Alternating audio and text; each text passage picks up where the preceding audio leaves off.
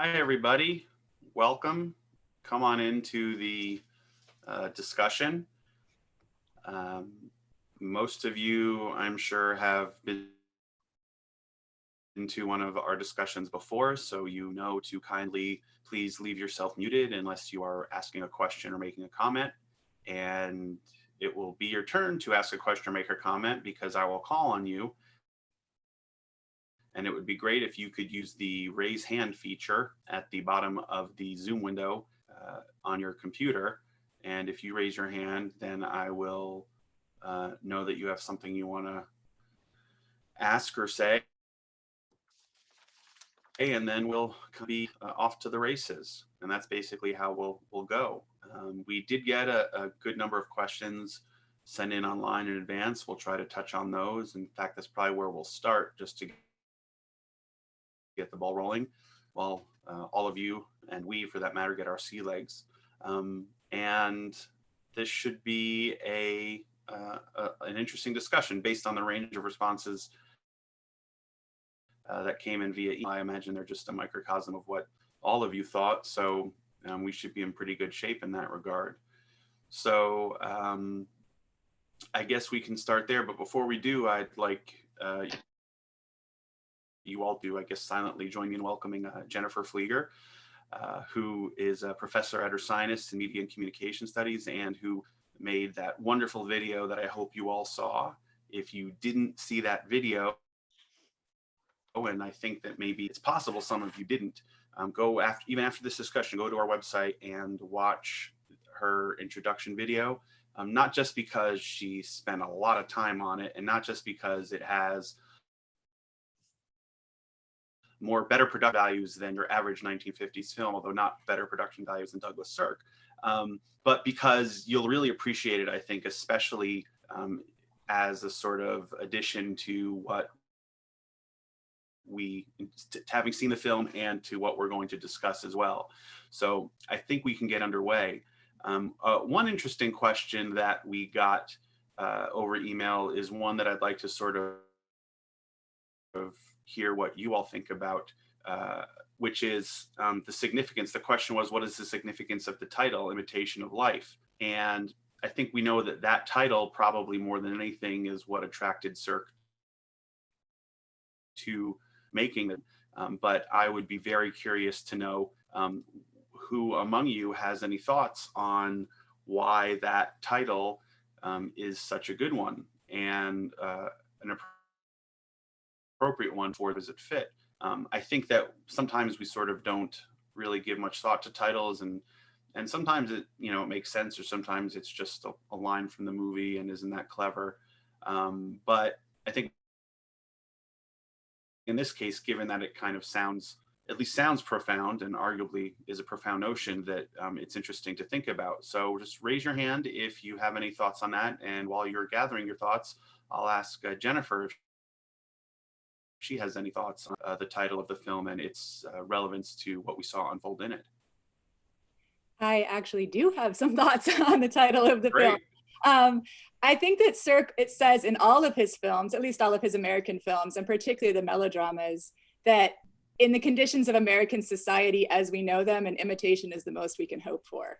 And I think it's because he's suggesting a lot of hypocrisy in this movie and in all of his other movies, that there's social rules that keep people down and everybody attempts to live their fullest life, but there's always a barrier to doing that.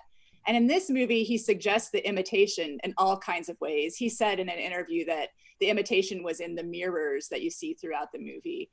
We also have a lot of shots of people in doorways where they're doing something and we're kind of left out of that room looking into the room, or they're behind windows, or they're in frames. Everything is a performance or an imitation of sorts, even as it's about somebody who's in the theater and about a young girl who wants to be not who she is, because who she would want to fulfill herself as being, she can only do through imitation, through passing. So imitation is all over the movie.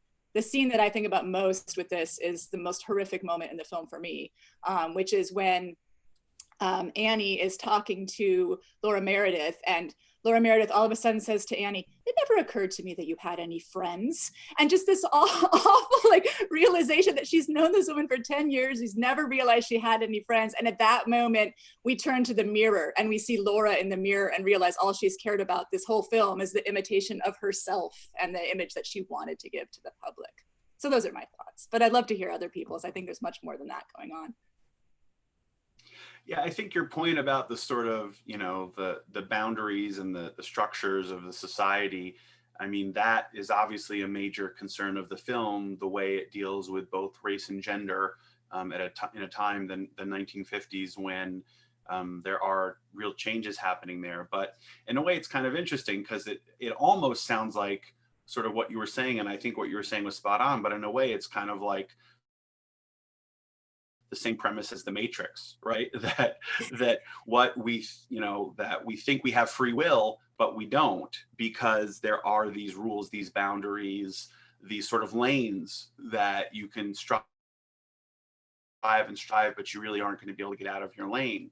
And it's something that's in a way a kind of science fiction-y premise, but of course, when it's about the here and now, and it's about things that were at the time at least beginning to change, such as race and gender, it makes total sense that it would be taken up in a film like this, which is a melodrama. I see Nancy has a comment on this. Nancy? Oh, yes. Did you have a comment on that? I do. I understood everything she was saying, but I think there are contradictions also, because for Laura, who was so whatever, to bring home this unknown woman and her child straight from the beach, that's certainly breaking boundaries and not doing what's supposed to be done. Yeah, I mean, I think that's a fair point. I think there are a couple of responses to that, or counterpoints to that. One is that if memory serves, she basically does it because her daughter sort of, and the notion that she begins by acquiescing to her daughter's wishes is a sort of interesting kind of subplot as to how their relationship forward. But I also think that you know, it is an unusual situation, you're right, but it you know, they're sort of, it's at that time, remember, she's kind of a working class or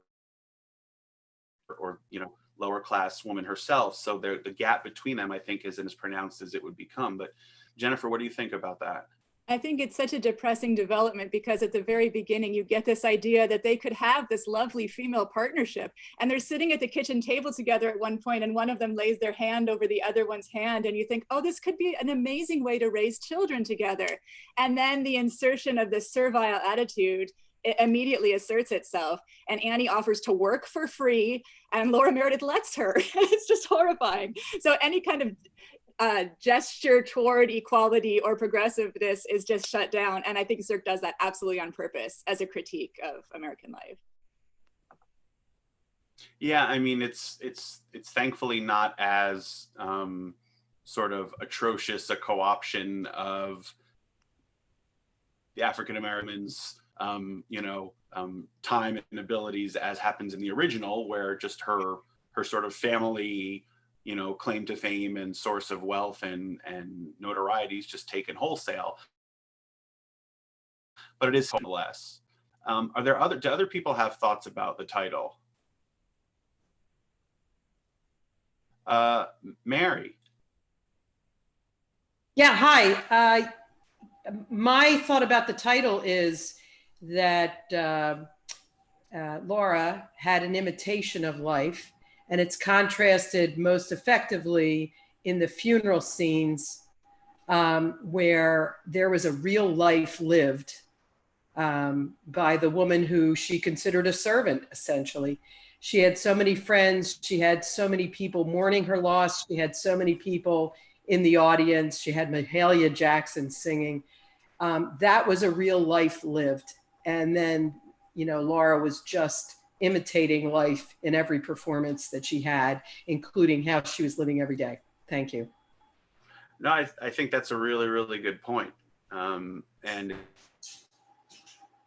it's funny because that, you know, for much of the film, and certainly on the surface, we would say perhaps initially, or some would say, that Laura Meredith had the fuller life. But then, as you point out, at the end, we realize that actually, I mean, how do you assess a life? And in many of the ways you would assess a life, Annie had the fuller one.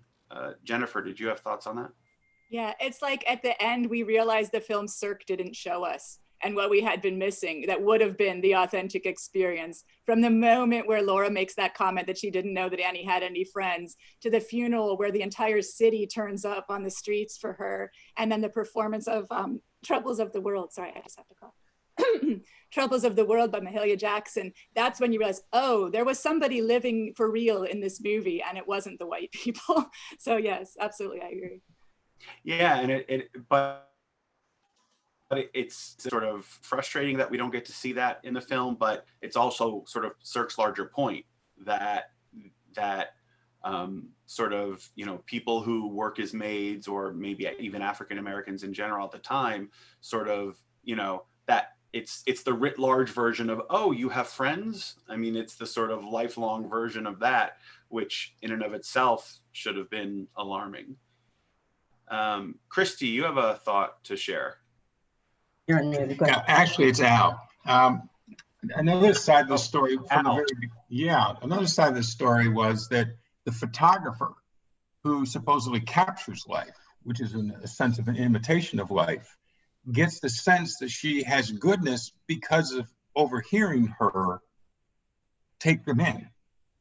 Plus the fact she was beautiful, and I think that contributed also. But the counterbalance of someone who's photographing life and someone who's acting out roles of life. I think that's a really interesting point. And Jennifer. He also gets mad at her for wanting to continue acting roles at life rather than embracing, traditional marriage with him in that scene in the hallway.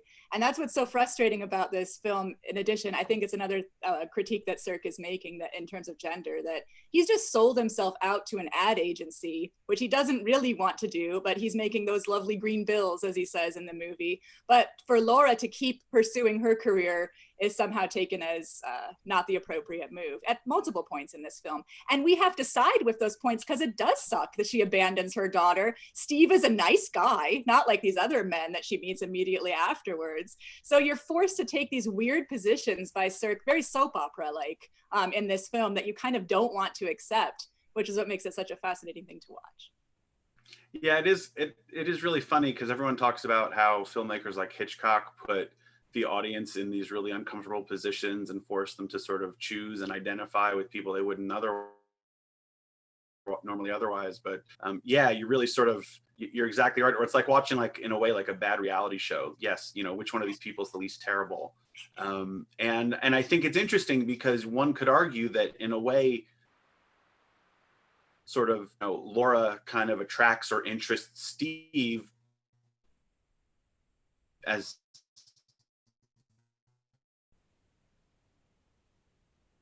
French.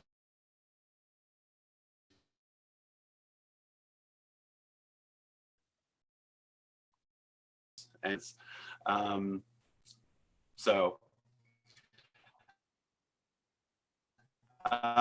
other comments or questions?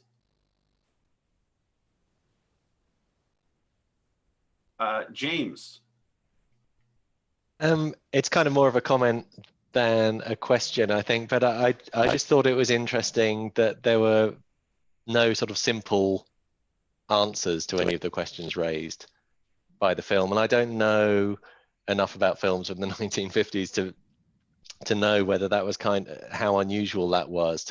There was no, you know, sort of happy ending, or, you know, the issues that the women had, or the issues of race. None of them were really resolved. They were just sort of brought to the surface. And I don't know if that sort of made the film stand out, because I read somewhere that it was quite a surprise box office hit, and which I thought was quite interesting, because it didn't feel like the kind of film that necessarily you'd come home and recommend to anyone else for a night out, because it was a bit harrowing.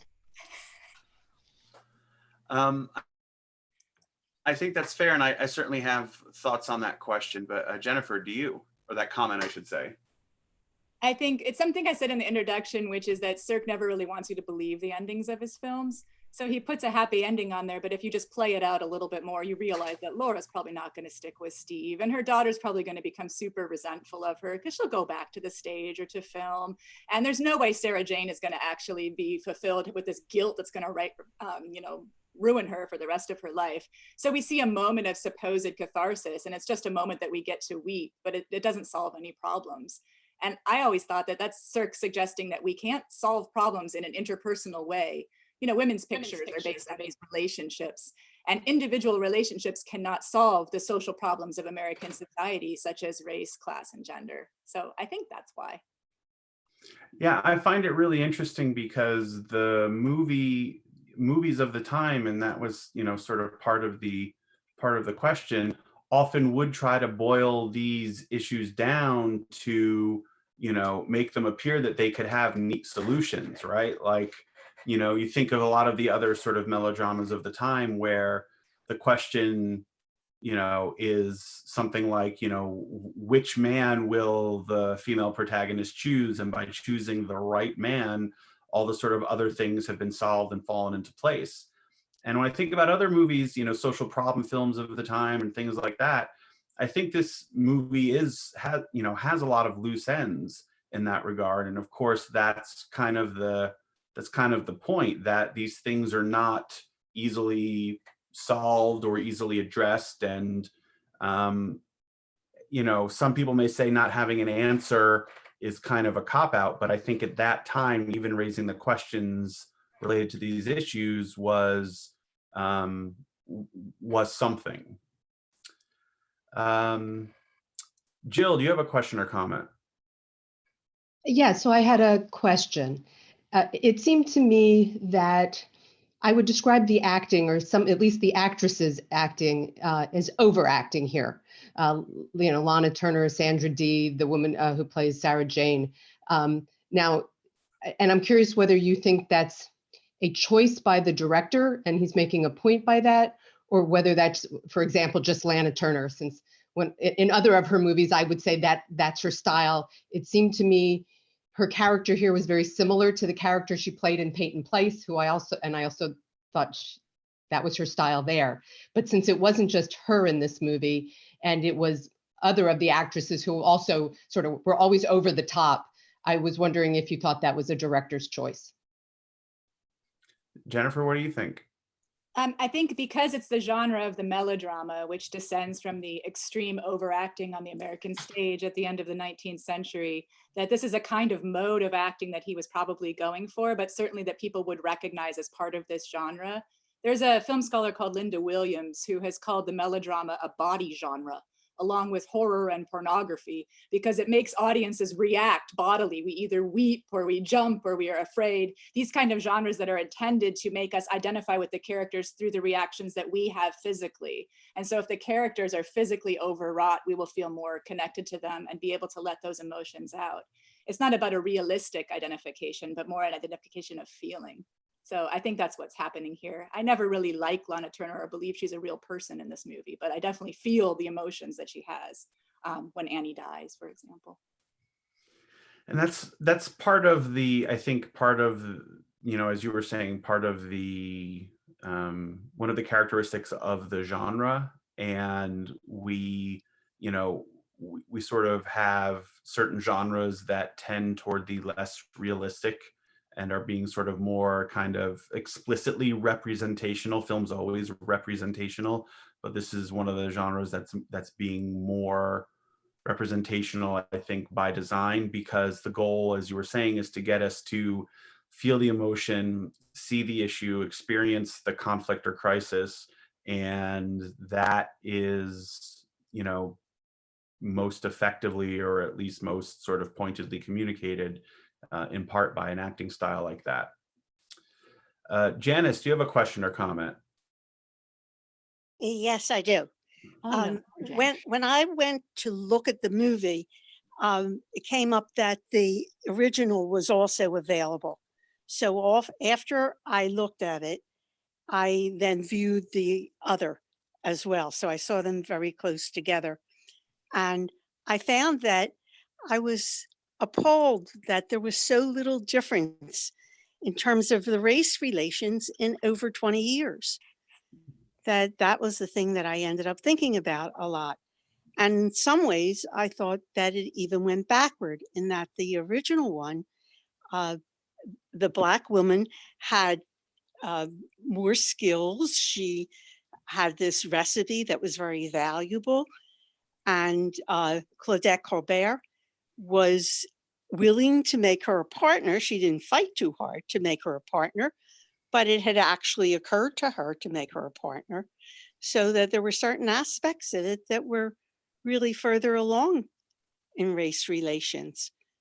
And also, I noted the difference in the ending as well.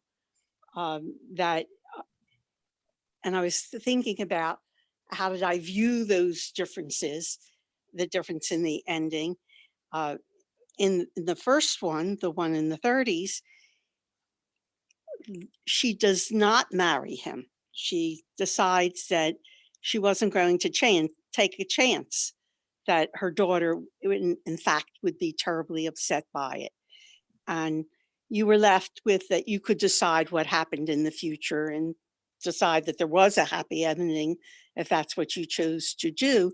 So I was thinking that focused more on the mother relationship and the importance of that than it did in the other. So at any rate, it gave me a lot of food for thought. And I wondered if anyone else had comments on the contrast between the two films. Jennifer? Those are really excellent comments. I think in terms of the feeling that it's going backward, this is again something that Cirque did on purpose, because he felt that if he had made them partners in a business, even paying Annie only 20%, for example, she would have still been able to buy her own home, and he wouldn't have then be able to highlight the distinction between the possibilities for their relationship in terms of black and white that he would have if he just made her a servant.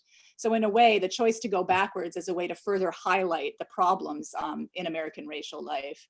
And in terms of the mother thing, that's a great comment too. It's true that at the end of the first one, they go back to talking about the rubber ducky that she had when she was a little girl, and the mother and daughter sort of walk off together into the distance. This is more typical of the maternal sacrifice that has to happen in the maternal melodrama. But in this movie, in a way, he sort of splits the maternal figures. So we have the sacrificial mother in Annie, and then we have the selfish mother in Laura. And you can see that neither one of those maintains a relationship with one's daughter. So there's no way that it's possible to enact a mother-daughter relationship, which frankly to me feels very realistic as a mother of a daughter. Yeah, that's a really great way to think about it. And the notion, you know, the sort of that strain of melodrama that was so focused on maternal sacrifice seemed to be a bigger one in the 30s. And I don't know if it had to do with the Depression and the notion of sacrifice in general being sort of more important or more prevalent, but you certainly saw that in Stella Dallas anyway, another big film in the genre from the time. But yeah, great comments.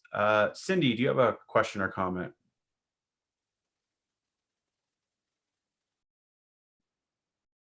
This is Cindy's husband, Marty. Okay, go ahead. I have a couple of observations. One, my take of the funeral was a lot different than the one that was described.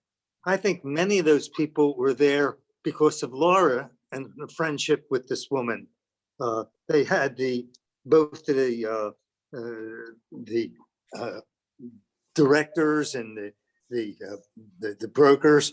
The agents were there. They certainly weren't there because they had any affection for the woman that died. They had affection for the actress. I guess it would be Laura. That's why they showed up. But at least that's the impression I had. I didn't think she had these masses of friends. I'm sure she had some friends, but not enough to justify or to anticipate a funeral like that. But the other observation I had to make, I broke the movie into 3 different levels. One, the social issue, which I thought was an extremely important social issue to be made. One was the acting, and here I thought that the acting was better by the people with the smaller parts than it was with the major characters. I thought the major characters acting was a little flat, to tell you the truth. It was the other ones that carried the day. And the other was the filming. Maybe it's the gender at the time in 1959, but I didn't find the filming particularly interesting. The filming, I didn't think, stayed up with the importance of the social issue. And in 1959, and even today, this was an extremely important social issue. Okay. Well, you gave us a lot to chew on there. I have to disagree with you about the funeral. I think that, as we were saying earlier, that Annie lived this whole life that Laura didn't know about, and we, the viewers, didn't know about because we didn't see it because it wasn't shown in the film, which was part of the film's point about race and class. And so while the few people that you identified and the handful of people that we all recognized, could people please mute? The handful of people that we all recognized and we could identify who were there for Laura, you're absolutely right, were the minority of people at the funeral. You know, the milkman wasn't there because Laura was friendly to the milkman and he felt he owed her the courtesy of showing up. All those people were there because Annie had touched their life somehow.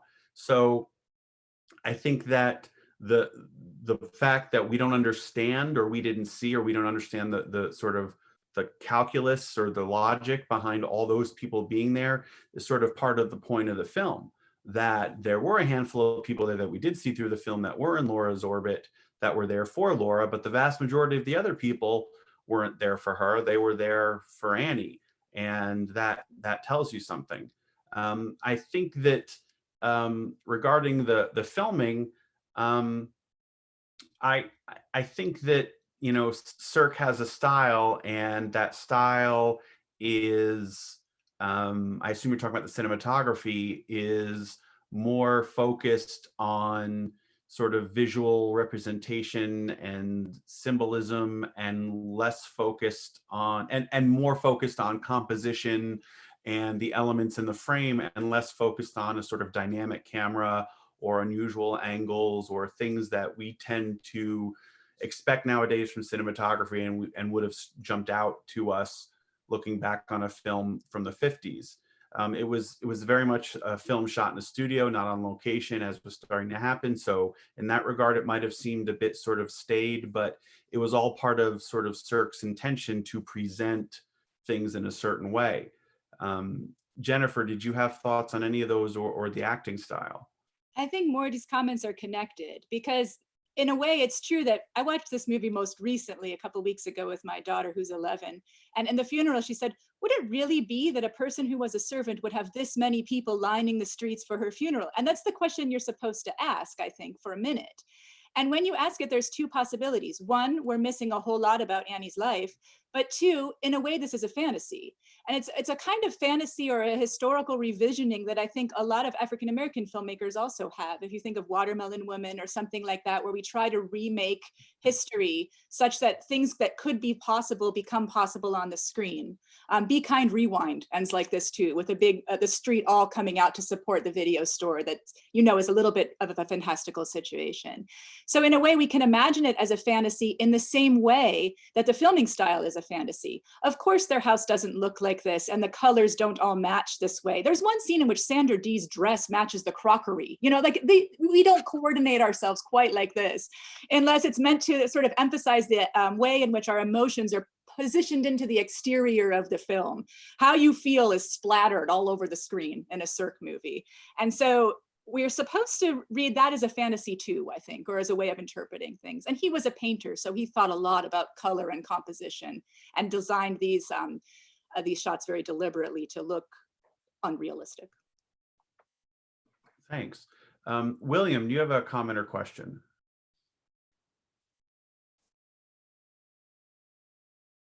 What I find interesting about Cirque's films is how they're made in the 50s, which is like the height of baby boomerism and valuing the family, and yet how Cirque seems to never like the children in his films. So like I've seen 3 of them, So in All That Heaven Allows, the children are utter nightmares to Jane women. In Vision on the Wind, the children are nightmares and basically kill their father. And then this one, obviously, the children are extremely problematic. And I'm wondering how much of that stemmed from his own son being a top Nazi star while he had to flee to America. But I just find it an interesting recurrent theme that's also challenging the 50s conventions. Wow. I'm left speechless by that. Jennifer? William, I know you hate auteurism, so I'm not sure why you want to credit Cirque's relationship with his son for the representation of children in his movies, but I think you're probably right. He was never allowed to see his son again, as his son was starring in these propaganda movies. So there must have been some problem for him psychologically that came from that. He said in an interview that he liked to have children's innocence destroyed throughout the film. He didn't really believe in childhood innocence. And you can see that here. We start with the absolutely innocent scene of children eating ice cream on a beach. And we end with children who have been destroyed by their mothers, essentially, and by American society. So certainly it's absolutely a theme in Cirque's films. Whether it's personal or not, I don't know. I never was able to ask him. And I would just also add that outside of Cirque's movies, but within this genre, the notion that sort of children end up rotten because the mother's done something wrong and is a sort of recurrent theme. It more often takes the shape of the Laura Meredith wrong kind of mothering, but the sort of smothering that Annie is at least accused of, although I don't think that's a fair sort of rap on her, is can be blamed for that as well.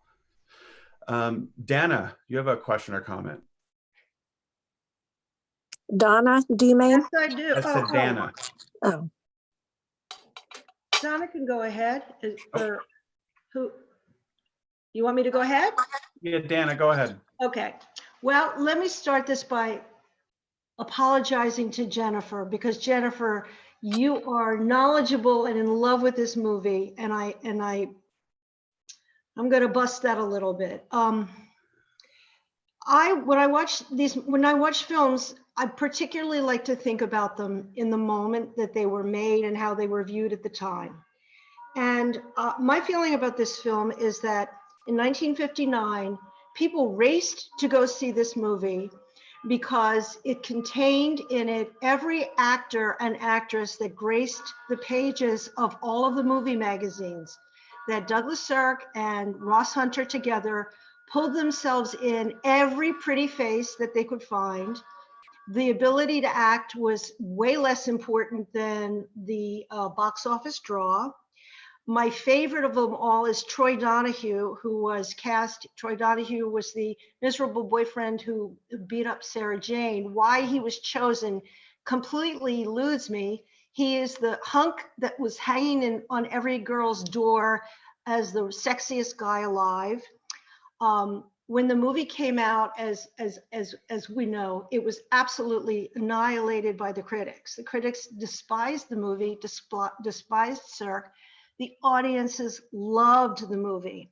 And I know from my own family, my mother's sister, my aunt, absolutely, I think my aunt saw this movie 11 times. She sat there and she just oogled and loved it. She loved Lana Turner. She wanted to look at Lana Turner's gowns. She wanted to see John Gabin's face. And I think that that's representative of the audience at the time. The other thing about the time, and then I'll sort of get to my point, which is really a question. I think this movie was really way too careful in talking about race. I think that everybody who went to see this movie, including probably a substantial Black audience, was very happy when they left. They were very satisfied with things. No boats really got rocked. The issue was raised, but I don't think any boats were rocked. And particularly with regard to the Black audience, I think bringing in Mahalia Jackson to sing at that funeral was probably the most gratuitous part of the movie, because anybody who could spend the money to see Mahalia Jackson perform was going to go if you were a Black, particularly somebody who was in love with gospel music. And I really feel that that's why she was there. Times changed for Douglas Sirk, and I did a little reading because it just baffles me how this movie Dana, I'm sorry, but you said you had a question to get to. I'm going to get to, okay, let me get to my question. Okay. I want to know how, okay, so there was a huge change in critical thinking about Douglas Sirk, and it came starting in the 70s, and maybe you can talk about it with the Auteur movement and so forth and so on. I want to know how often it happens that a director who is reviled in his day, perhaps, it turns around later on, and intellectuals begin to write about that director, and the whole feeling begins to change. I really find it very, very fascinating. And I'm wondering, and this is my question, how often that happens, and perhaps how and why that happened in this case. There's my question. Okay. I'll start off by saying it sounds like, and I know Dana a bit because she's taken a lot of classes, so I think I can be a little sort of, a little obnoxious with my response. It sounds like you're mad at Ross Hunter for being a really good producer, that he made choices in the film that would get people in the seats. Right. And I don't know that we can get mad at a producer for doing, in this case, his job. I will say, though, that I think that sort of part and parcel of what you're saying about the stars that were chosen, you can make the case that was, first of all, Hitchcock always worked with stars, and people liked seeing his stars suffer.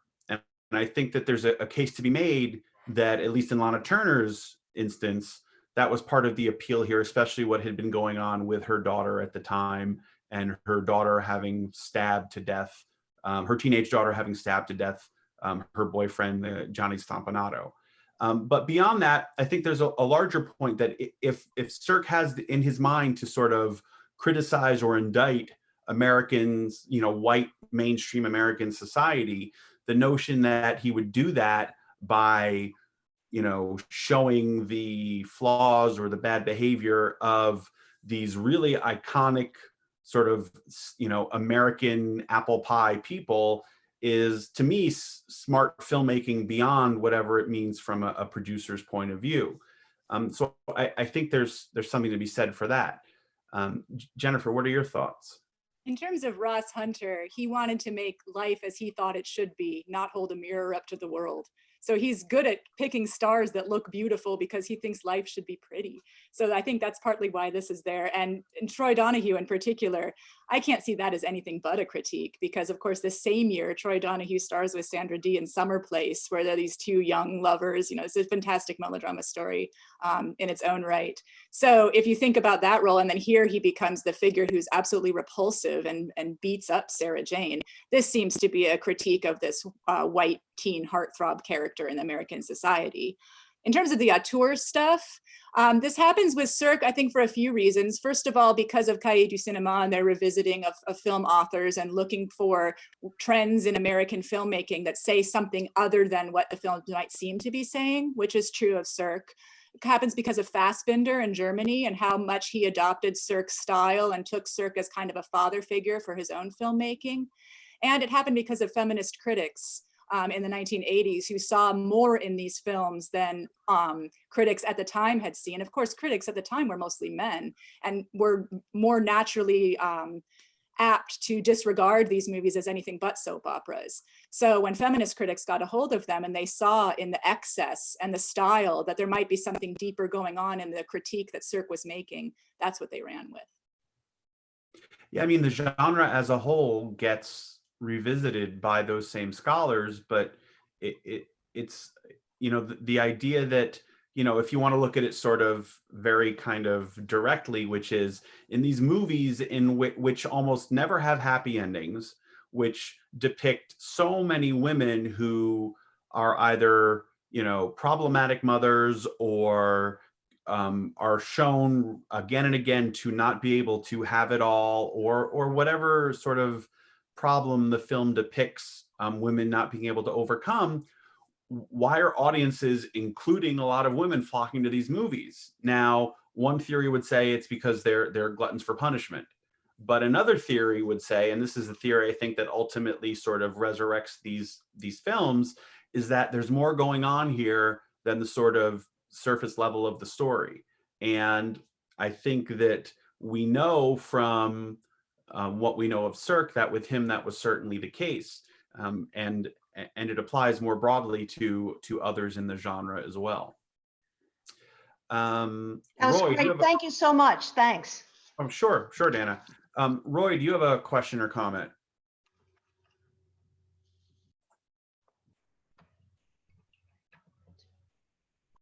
Oh, there we go. Yeah, one comment, one question.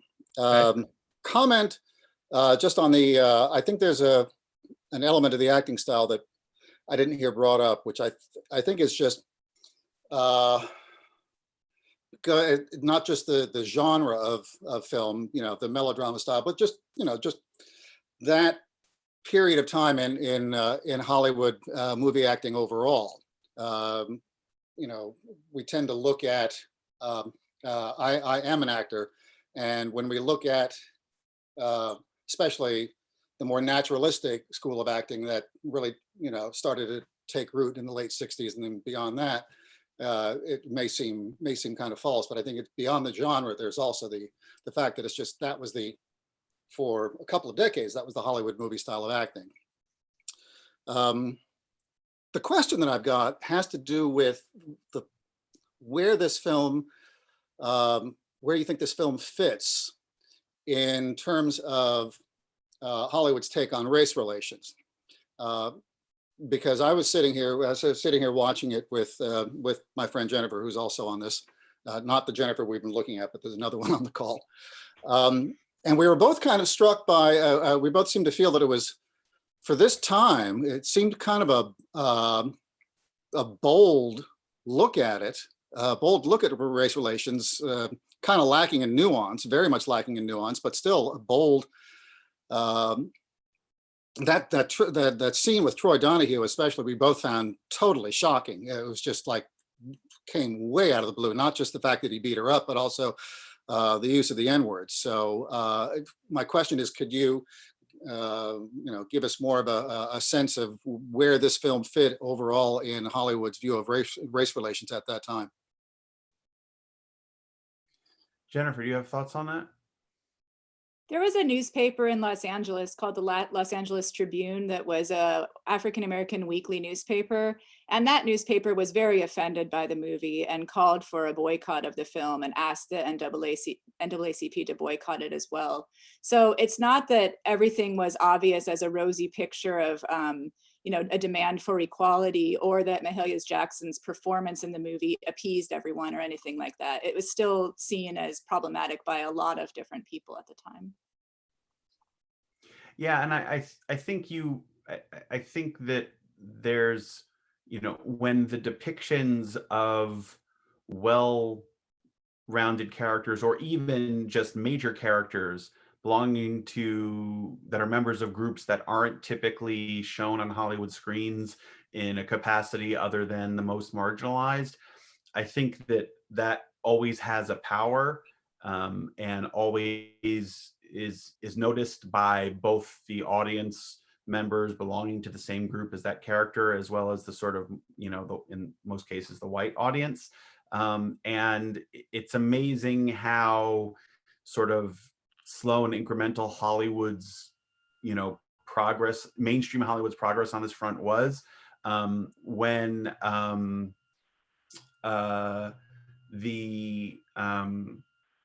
my goodness, the Preston Sturges film Sullivan's Travels comes out, and there's a scene in there, and I think that's 44. There's this, maybe it's not, maybe it's earlier in the 40s, but there's a scene in that where he's on a chain gang, and the chain gang goes to an African-American church to watch a movie, and the parishioners are African-American, and some of the prisoners are, many of the prisoners are white. And the head of the NAACP at the time wrote Preston Sturges a letter to say thank you for basically showing that African-American church, which is in the film for only mere minutes, but shows a cross-section of African-American society that typically wasn't shown on Hollywood screens at the time. Only for a few minutes, though, and the head of the NAACP wrote Preston Sturges a letter. So from that to about 15 or so years later, to have this character that is Hollywood's version of progress. But as Jennifer said, it was not, uniformly appreciated or even acknowledged, and nor should it have been. But you know, we tend to think of groups as monoliths, and they're not. And there's wide ranges of reception to different depictions. It's just when the depictions are so limited, then there's less of an opportunity for nuance and variety. Donna. Yes, I wanted, as an African American, I wanted to just address with someone made a comment that they didn't feel that the funeral scene, that they were there for Annie, that they were really there for Laura. And I can just say that with African American funerals, they consider them as a homegoing service. They're a very joyous occasion because they feel they're going home, and large crowds, you know, do attend many of those services. So I definitely agree that the crowd was there for Annie. And then I had a question regarding the character of Sarah Jane. This film, of course, was made in the late 50s during Jim Crow. And I was wondering the reason they didn't choose an African American actress to play Sarah Jane. There were many popular actresses during that time, Lena Horne, Dorothy Dandridge, to name a few. Do you feel the director could not do that because of Jim Crow and the fact that Troy Donahue, you know, was her lover, so to speak, that they didn't want to anger the white audiences?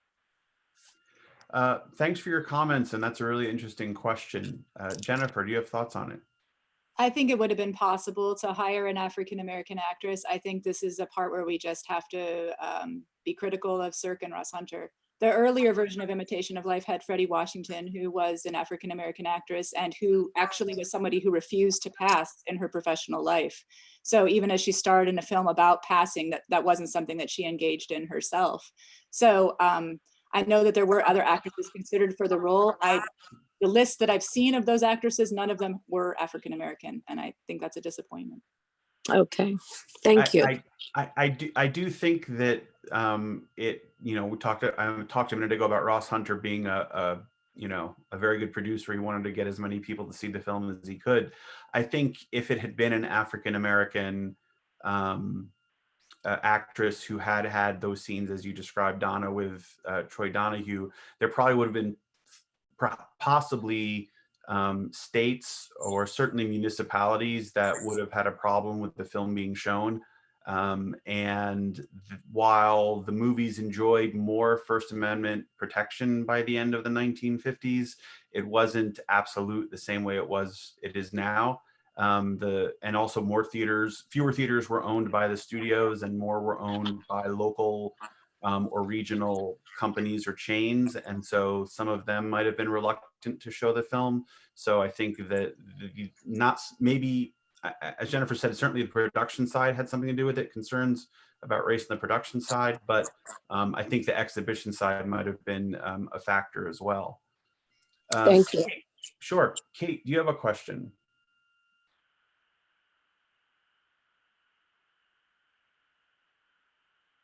Okay. Janice, do you have a question or comment? I have a comment in response to some of the other things that were discussed before when we were talking about how people felt at the time going to the theater and why they went and how they felt afterward and so on. I was a teenager at the time and I did see the movie, and I went to a high school that was mixed race, and although generally people got along, it was not, they got along, but it was looked at very negatively if there was any mixing of the races as far as I mean, we would go to dances and whatever. Once in a while, people would dance with each other, and it was like, oh, that was a horror. People were very critical of any of that. And yet, in this movie, of course, there was the fact that she obviously was Black. She looked white. And how I myself responded to it was that I was very sorry for her. And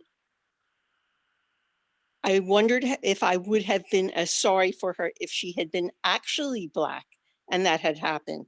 So that for me personally, it was an eye-opening moment that I left there. You mean the actress? If the actress had been African American, you would have had a different. What I'm saying is, if the story had been slightly different, and it had been a mixed race couple, who, not someone trying to pass, but a mixed race couple, at that time, I would have been very critical of that. I would have felt that that was wrong, and everyone I knew would have thought it was wrong. But this very situation gave me an opportunity to think about that situation. All right. Thank you, Janice. I'm sorry, I should have noticed this. There are multiple Janices. I meant to call on actually Janice Heyman, if I'm saying that right. Hi, Andrew and Jennifer. This is David and Janice. Oh, hi. I want to first start by saying how joyful this is to be sitting in front of you, even though we can't be at the Film Institute. This is really a wonderful experience. Thanks. My point I want to make is that what fascinated me about this was not just this issue of the Black and white relationship where we have Annie and Laura. They start out as almost equals on the beach, and of course there's hierarchy of privilege where Laura just assumes privilege over Annie, and Annie becomes a servant. But we also see the white male privilege, and I don't know if Cirque overtly meant to point this out in this way, but it certainly came across where we see the director's couch. We see the hallway scene where supposedly Steve is this wonderful guy and the best choice of men, but he really didn't come across as a real catch in that hallway. I was squirming in my chair. I thought he was just a moment away from violence in the way that he was speaking to her so condescendingly about how she just become his husband and give up her ambitions. So it's this level of hierarchy, multi-level of hierarchy in our society that Cirque pointed out that I thought was so very interesting. Yeah, I mean, there's plenty of social problems to go around, I guess, is one way to look at it. Jennifer. I completely agree with you that there's not a great choice of men options in this film. And I think that this is also part of Cirque's point. There's just no way out for women. There's just not an option that you can take. If you try to be famous on the stage, you're a bad mother. If you try to take the husband, you're abandoning your dreams. And what else are you going to do? There's not another choice for you. And that's part of what he's always trying to say. I think this is why feminist critics were so drawn to these films in the end, because it represents what, for them anyway, felt like the realities of patriarchy. Right, and as I sort of said earlier, Hollywood typically would, just because out of convenience, not out of any sort of nefarious plot, but out of sort of storytelling convenience, would kind of try to make choices binary and say one of these is better than the other, one of these is good, one of these is bad, and that's how the story would end. But as we all know, life isn't like that. And as Jennifer was saying, particularly for certain people and groups of people in certain eras, it's really, really not like that. And that was part of Cirque's point. David, you have a question or comment? I do. About a half an hour ago, I think my friend Marty was talking about the cinematography and the director's role.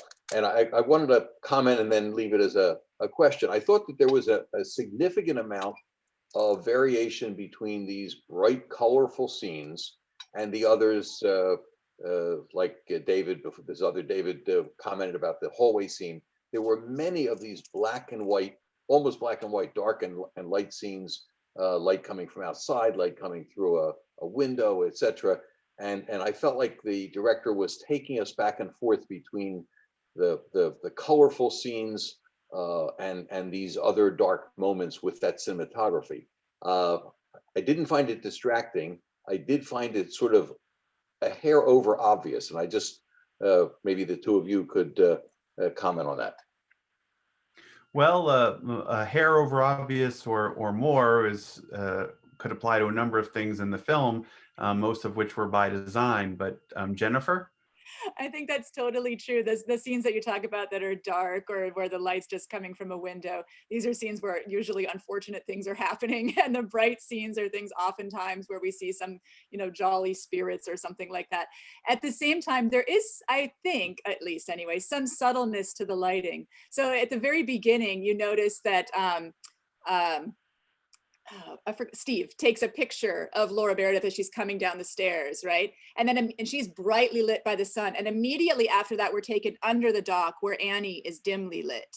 And this is part of a pattern that we can analyze now of racist lighting decisions that happened in Hollywood for a long time and still happen, although they're now being overcome somewhat. That Kodak developed film based on white skin. Decisions were made about how to light a scene based on white skin. And so in some ways you can see the racist undertones of Hollywood just in lighting decisions in this film, which makes it a little bit more complicated, but I agree, it's still quite obvious. That's really interesting, Jennifer. Joss, do you have a question or comment? Hi.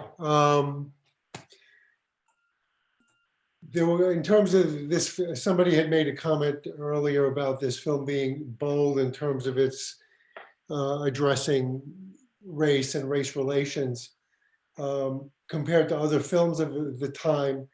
But a couple of other films from right around that time also came to mind.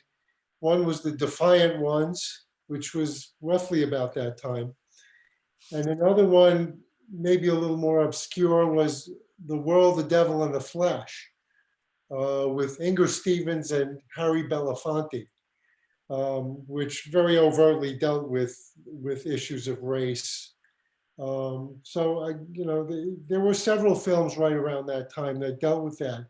For this particular film, I'd never seen it. I wasn't familiar with Sirk's work, but I had the sense that I'd seen it before. And it occurred to me that the recent films, a couple of recent films by Todd Haynes, visually resemble this film and thematically resemble this film, although at a much more contemporary now approach. Talking about Far From Heaven and even Carol.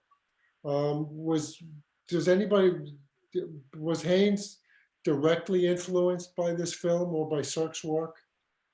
Yes, and Haynes is seeking to use the same sort of language, I guess, cinematic language in a sense, to try and bring up or bring to the fore some of the issues that couldn't have even been hinted at in movies back then, that he sees as sort of being of comparable scope and importance to the ones Sirk was addressing in his movies. Jennifer. Yeah, I think that, of course, he is absolutely influenced, and in many ways, Far From Heaven is a remake of All That Heaven Allows, just with current social problems inserted. But one of the interesting things that I think about this filmmaking style that gets taken up by Fassbinder and then Haynes is the way in which it's appropriated to speak to the kind of gay experience that was not really visible in Sirk's original movies, although through Ross Hunter's choices it is. But it becomes a queer aesthetic, essentially, later on.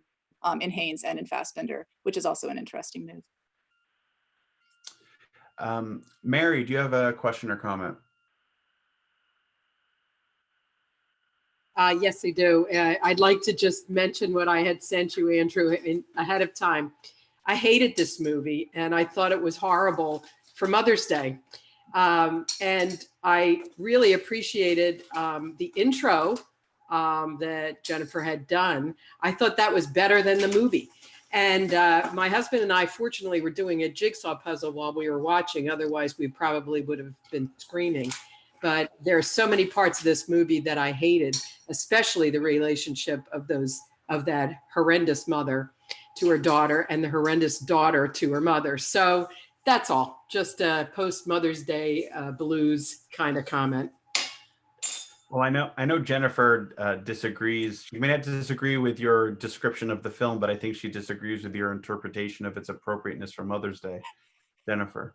I think this is the most honest film about motherhood that exists.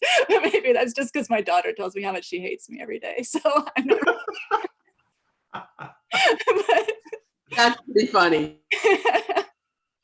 No, it's funny because I mean you said that Mary, you said in your email that the only thing we could have done that would have been worse would be to show Mommy Dearest on Mother's Day, which is what IFC was doing.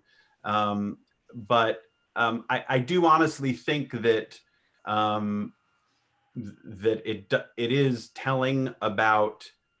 I mean, it's telling about motherhood, and I mean, I shouldn't be the one to say that. I'm not a mother, but I think it's telling about what Hollywood thought about motherhood in that period, and how in many cases it was a kind of a no-win scenario, at least if the woman had anything she was interested in besides being a mother. Although you can see when the primary thing a woman's interested in being as a mother, then you get a daughter like Sarah Jane. So yeah, it's a no-win scenario, which based on the way my mother and my sister were growing up, sounds about right to me. So yeah. Okay, Kate, did you have a question or comment? I have a comment, and it's concerning the funeral. In the original version, in the funeral, Delilah, who is the Black woman, is talking about planning her funeral, and she says she has paid up in all of her lodges. And we don't know how many lodges that is, but each one of them would have been represented at her funeral, and they would have come out in force. So I think that's where the big crowd comes from for the funeral. But the other thing is, clearly in the 1939 version, for me, the star of that version is the story itself. And in the later version, it is just a vehicle for Lana Turner, and it loses, I think, so much of the original story. Thanks.